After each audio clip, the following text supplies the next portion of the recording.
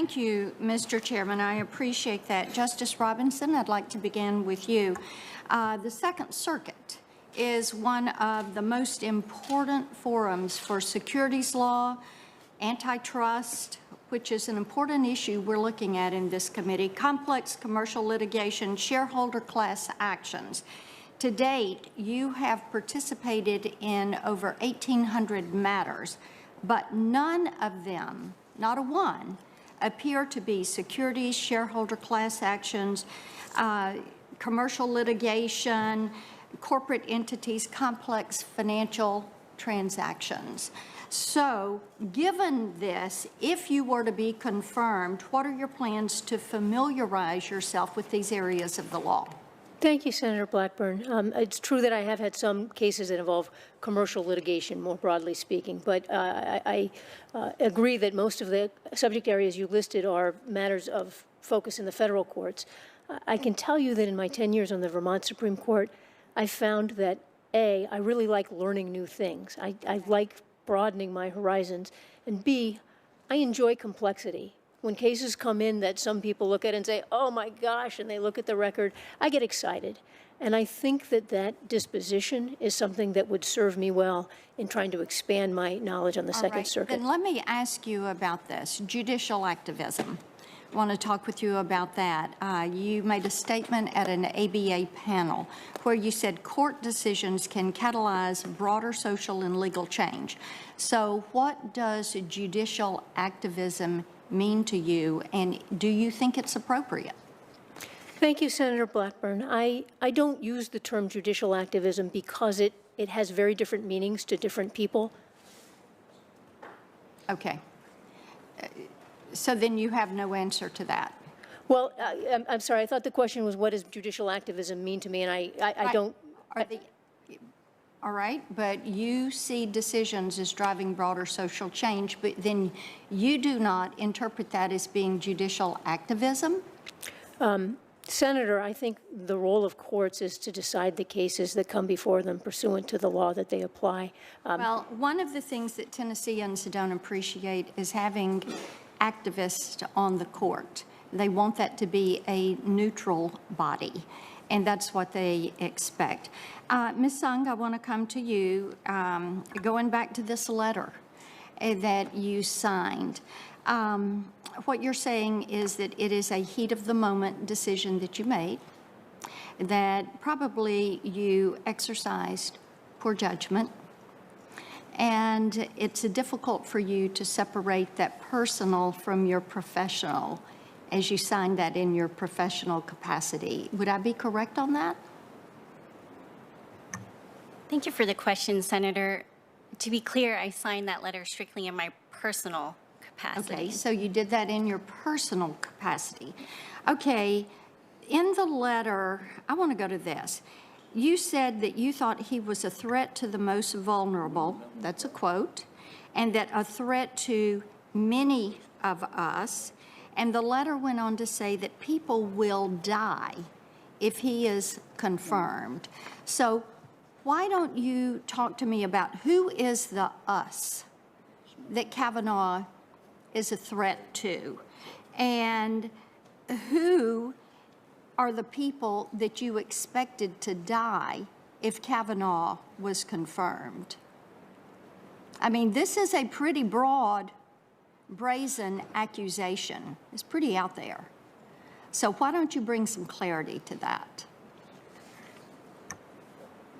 Thank you for the question, Senator. I agree that those statements were overheated rhetoric. And as I stated before, if by signing the letter, I created the impression that I, as a judge, if confirmed, would fail to respect the authority of the justice, then I do apologize. You created that. You created that perception. And many times people believe perception is reality.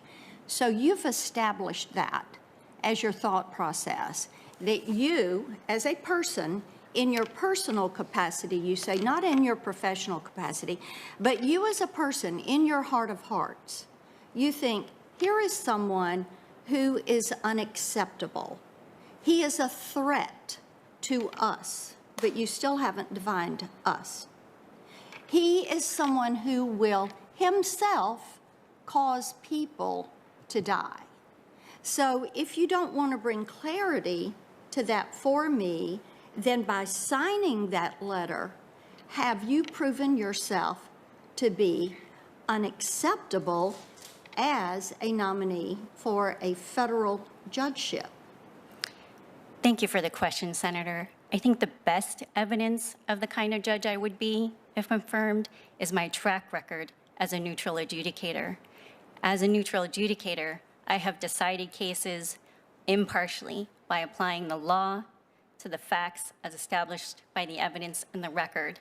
I have. Okay, let's talk about that. During your 11, and by the way, you've still not answered the question on this.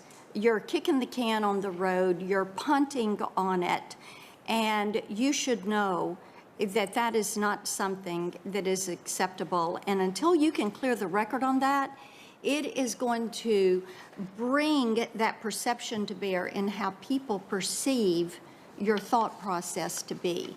So I think it needs a little bit further Thank you, Senator Blackburn. Your time has expired. Oh, okay, thank you. I'm sorry, my clock isn't working over here. Thank you. I have questions I'll submit to you for the record about your judicial record and the number of times you've actually been in federal court. Thank you. I believe Senator Lee is next by order of arrival. Ms. Sung, I wasn't originally intending to ask you about the letter. I was wanting to ask about other things. Some of your answers have me confused. When you call someone an intellectually bankrupt ideologue who is intent on rolling back our rights and the rights of our clients, you either mean that or you don't. I assume you would agree with me that if you're speaking of someone that way and you don't believe that, you don't have a reason to think that, that would be defamatory, would it not?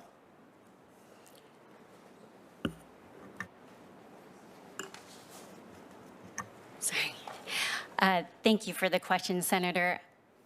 As I stated, I did not write those statements. I take responsibility for signing the letter, and I do recognize that they were overheated. I understand that, Ms. Sung, but I'm asking, would those be defamatory if they were not true? The definition of defamation and the standards for defamation are complicated, but they vary depending on whether someone is a public figure. They vary in terms of whether they were statements of fact and whether they can be proven or disproven. He was, in fact, a sitting judge at the time you made the statement. And so it's not that you're pulling them from air. You were purporting to have some knowledge of it. It's not just that you said he was a morally bankrupt ideologue who would deprive people of rights. You also said people will die if he is confirmed. There's no qualifying language in there, nothing saying we fear that this might result in decisions which could in turn result in things that would be bad for people. You called him, quote, a threat to the most vulnerable. Quote, he is a threat to many of us simply because of who we are. If you were saying that of someone and you didn't believe it was true and you didn't have a reason to make such a statement, wouldn't that be defamatory? Respectfully, Senator, their requirements for defamation would require statements of fact, not mere rhetorical People advocacy. will die if he is confirmed. Is that not a statement of fact? It's not couched in language of opinion. It's not couched in any logical syllogism talking about how this might lead to things. Nor is it ambiguous to say that he is an intellectually and morally bankrupt ideologue intent on rolling back our rights and the rights of our clients. So let's just start with that one. Wouldn't you agree that that's defamatory, if not true? Appreciate the question, Senator. As I stated, when I signed the letter, I understood those statements to be rhetorical advocacy, not statements of fact. Rhetorical advocacy is not a defense to defamation, not at common law, not under the law of any state with which I'm familiar. Can you tell me how that's relevant to my question? Respectfully, Senator, As I stated before, I did not consider those to be statements of fact. Then, okay, so I don't think it's a defense ever to a claim of defamation to say, I didn't intend that as a statement of fact, if in fact you're making statements of fact. Nor are these things just rooted in the ether. You're not purporting to draw from them in the absence of any context.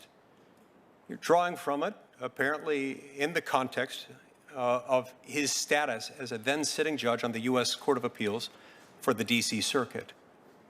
Is that not itself undermining the legitimacy of the courts as an officer of the court? Is that the sort of thing you aspire to? Senator, as I stated, I do apologize if by signing that letter, I created the impression that I don't respect the authority of the courts or any duly confirmed Supreme Court justice. Throughout my legal career as a litigator, as an adjudicator, and as a judge, if confirmed, I would respect the authority of every Supreme Court justice. I have followed the court's precedents without reservation. I have applied them as an adjudicator, and I would continue to do so as a judge, if confirmed. When you describe his nomination as a threat to the most vulnerable and as creating an emergency, that tends inevitably to suggest that your confidence in him is so lacking that someone would be justified in doing anything they could to undermine his judicial authority. I fail to see, as I read this letter, any caveat, any reservation, anything saying, warning, we don't really mean this.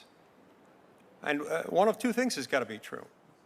Either you didn't believe these things, in which case you defamed him, or you did believe this thing, in which case I find it very difficult to believe that you're going to be able to respect his rulings, as you will be bound to respect, given that he's sitting on the Supreme Court of the United States. And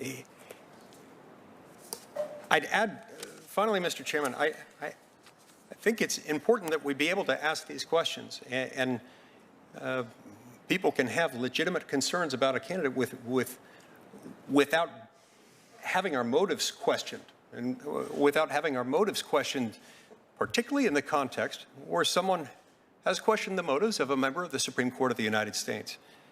I find this troubling. It's a troubling trend on the committee, and it's not one that we should aspire to continue. Senator Lee, I believe the record will show that there have been ample opportunities to ask a question about that letter this morning.